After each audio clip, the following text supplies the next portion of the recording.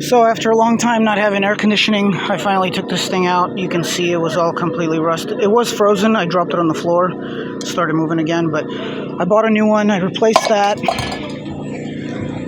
I replaced the resistor. I don't know if this is bad or not, but it was 17 bucks, so I just replaced it while it was under there. Changed the fuse.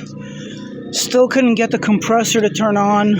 I wasn't getting any voltage to the positive end of the compressor wire from the internal switch. So I completely bypassed it. I put my own fuse, I put my own relay, and now I have an on and off button for the AC compressor. And it's blowing ice cold. Now I just got to route this inside, put this on the dash, clean this up, and air conditioning's fixed. Oh yeah, and I also put new refrigerant in with a stop leak, just in case, because it hasn't been ran in a long time. Hope this helps someone.